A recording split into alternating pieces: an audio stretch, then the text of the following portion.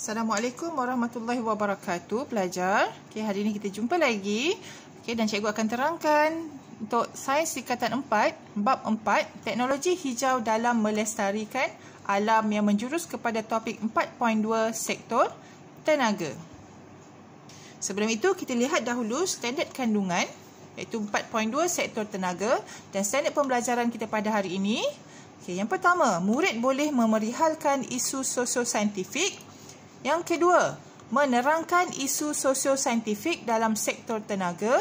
Dan yang ketiga, mewajarkan aplikasi teknologi hijau dalam menangani isu sosio-saintifik sektor tenaga.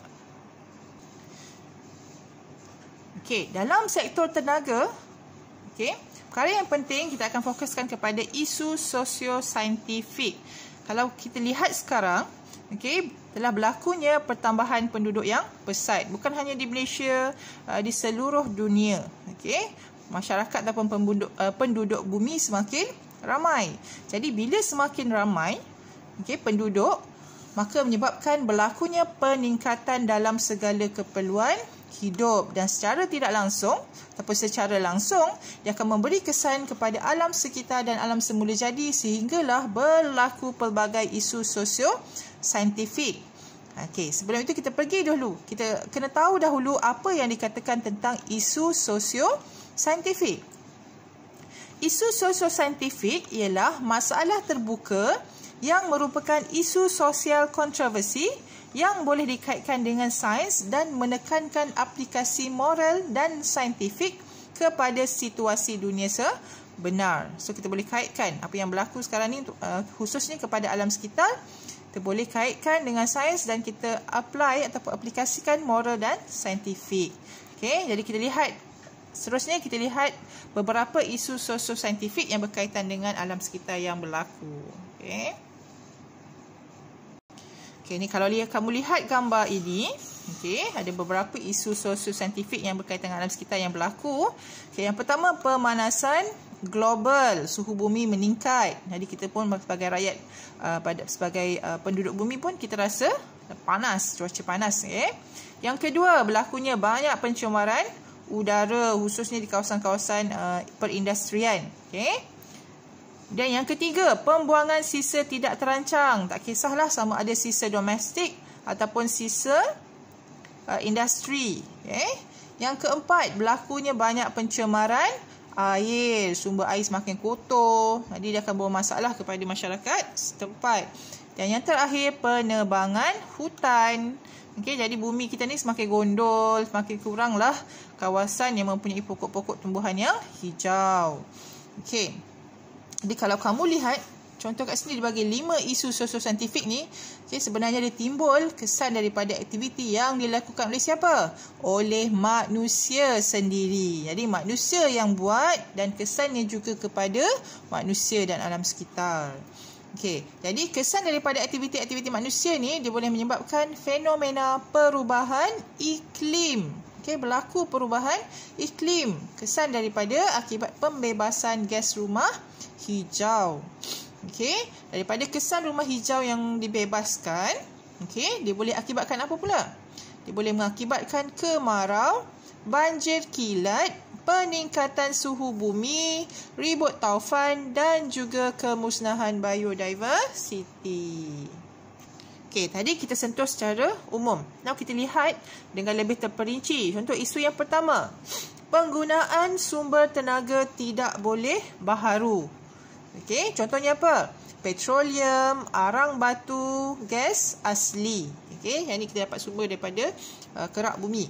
Okey, dia meningkat. Setiap tahun semakin banyak diperlukan. Jadi kalau sentiasa digunakan, guna sahaja, dan penghasilan untuk hasilkan petroleum, arang batu ni dia mengambil masa ribuan ataupun jutaan tahun. Okey. Jadi kalau terus digunakan, tidak mustahil sumber bahan api fosil ni akan habis. Okay. Yang kedua, pembakaran sumber bahan api fosil menghasilkan gas rumah hijau. Apa itu contoh gas rumah hijau? Ialah karbon dioksida. Okey, bila semakin banyak karbon dioksida, ia boleh menyebabkan berlakunya pemanasan global yang semakin kritikal. Bumi jadi semakin panas. Okey, yang ketiga, kesan pembakaran bahan api fosil menyumbang kepada perubahan iklim yang ekstrim sehingga menyebabkan berlakunya kemarau panjang dan pelbagai lagi bencana alam. Bila cuaca makin panas, memang berlakunya kemarau yang panjang. Okey, jadi untuk menangani isu sosio-saintifik ni, kita perlu aplikasikan teknologi hijau dalam sektor tenaga. Okey, sektor tenaga ni merupakan sektor yang paling utama dalam teknologi hijau. Jadi ada beberapa perkara yang dititik beratkan agar kita boleh tangani isu sosio-saintifik yang telah cikgu terangkan tadi. Okey. Yang pertama apa dia? Cara tenaga itu dijanakan atau dibekalkan. Maknanya bagaimana kita dapat dan bagaimana kita nak salurkan kepada penduduk bumi. Okey, yang kedua, kecekapan penggunaan dan agihan tenaga yang dihasilkan. Okey. Jadi kita lihat, berapa contoh tenaga yang boleh baharu yang boleh dibangunkan untuk gantikan penggunaan bahan api fosil. Okey, sekarang kita lihat berapa contoh tenaga boleh baharu yang kita boleh bangunkan. Okey, contoh yang pertama, kita menggunakan sumber tenaga angin. Macam inilah kincir angin ni.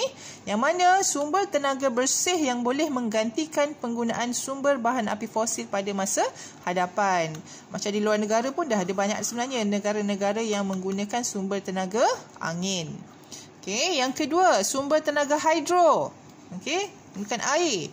Merupakan sumber tenaga yang boleh baharu yang kini menjadi antara sumber tenaga utama dunia untuk penjanaan tenaga elektrik. Macam kita dekat Malaysia contohnya Empangan Kenyir. Dekat mana? Dekat Terengganu. Yang merupakan empangan hidroelektrik terbesar di Semenanjung Malaysia dan dia mengawal limpahan air banjir serta menjana tenaga elektrik di negara kita. Di Tasik Kenyir. Seterusnya sumber tenaga solar. Macam kita dekat Malaysia ni kita memang menerima cahaya matahari sepanjang tahun. Jadi mungkin kita boleh applykan sepenuhnya. Menggunakan sumber tenaga solar. Merupakan antara sumber tenaga boleh baharu yang berpotensi dibangunkan memandangkan Malaysia menerima cahaya matahari yang mencukupi sepanjang tahun. Macam sekarang ni pun kamu boleh perhatikan di persekitaran kamu banyak dah rumah-rumah yang menggunakan tenaga solar. Kamu boleh lihat di bahagian bumbung rumah tu ada panel-panel solar. Maknanya kat situlah rumah tersebut menggunakan sumber tenaga solar, contohnya untuk penyanaan elektrik. Dan seterusnya sumber tenaga geoterma. Apa itu sumber tenaga geoterma? Dia adalah tenaga alternatif yang sesuai digunakan, kita gunakan untuk menggantikan penggunaan bahan api fosil. Namun faktor geografi lah yang sesuai menjadi keutamaan sumber ini. Kalau kamu tengok sini, dia boleh jana kuasa. Dia akan sedut air panas daripada dalam bumi dan mengeluarkan semula air sejuk.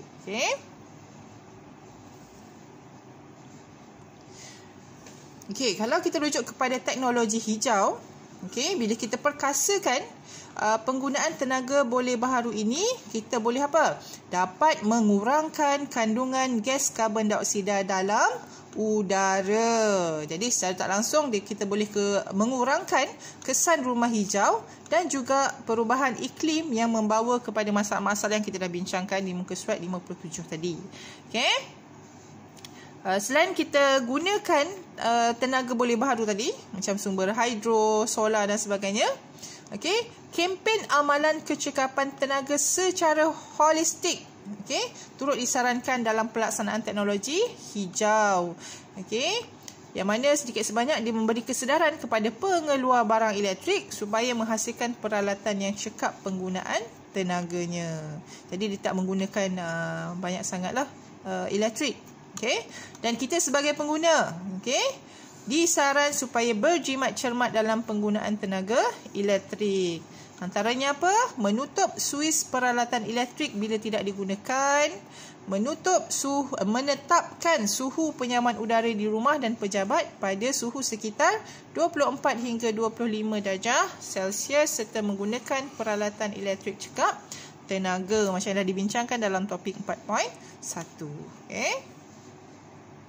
Jadi dekat sini bukan hanya peranan kerajaan ataupun peranan pengeluar barang elektrik, tapi kita juga sebagai pengguna kita perlu memberi kerjasama agar kita dapat